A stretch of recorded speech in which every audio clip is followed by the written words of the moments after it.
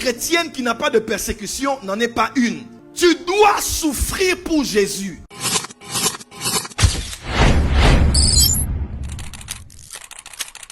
J'ai fait une année de missiologie à Kinshasa. Pendant que je faisais la missiologie, un missionnaire est venu faire une conférence dans notre salle des étudiants pour nous parler de la mission dans les milieux hostiles. Il revient de la Chine. La Chine, cette année-là, ils avaient organisé une convention dans les églises cachées, les églises souterraines, les églises des souterraines, à cause du fait que le christianisme n'est pas légalement autorisé. Ils étaient dans les coulisses, ils faisaient une grande convention internationale et le thème de la convention était « Comment souffrir pour Jésus-Christ ». Si aujourd'hui je fais un thème, dit venez à un séminaire biblique, comment souffrir pour Jésus-Christ, je ne sais pas si j'aurai cette salle pleine comme elle est aujourd'hui. Si je parle du fait de qui a caché ton étoile, qui a lié ta vie, qui a bloqué ton mariage, 7 principes pour être millionnaire, les clés pour percer dans la vie. Comment voir en esprit? 7 principes clés pour voir dans le monde des esprits et prophétiser avec des détails jusqu'au niveau chirurgical et microscopique. Vous allez voir ici plein.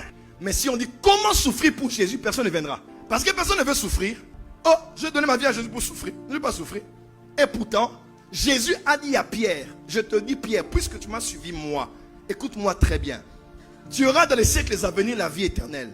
Mais ici, tu auras au centuple avec les persécutions. Une vie chrétienne qui n'a pas de persécution n'en est pas une.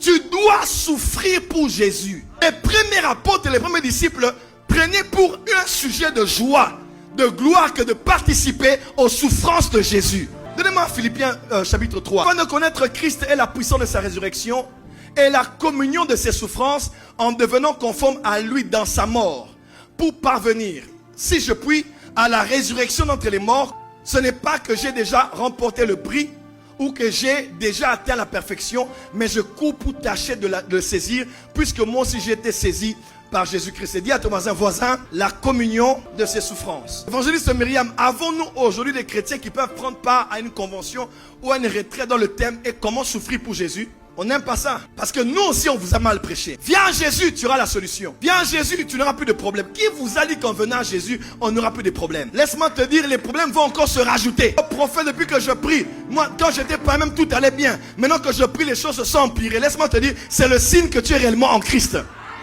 Et laisse-moi te dire, il y a des problèmes, Dieu ne les résoudra pas. Même si on te prophétise, même si tu maudis les ennemis, même Dieu va il y a des ennemis qui meurent pas. Hein. Tu les maudis, ils sont là. Tu les coupes la tête comme Goliath, ils sont là. Tu jettes le feu, ils sont là. Tu fais les imprécations, ils sont là parce que ils font partie des épines qui doivent solidifier ta foi chrétienne et ta relation. Dis amen très fort là où tu es.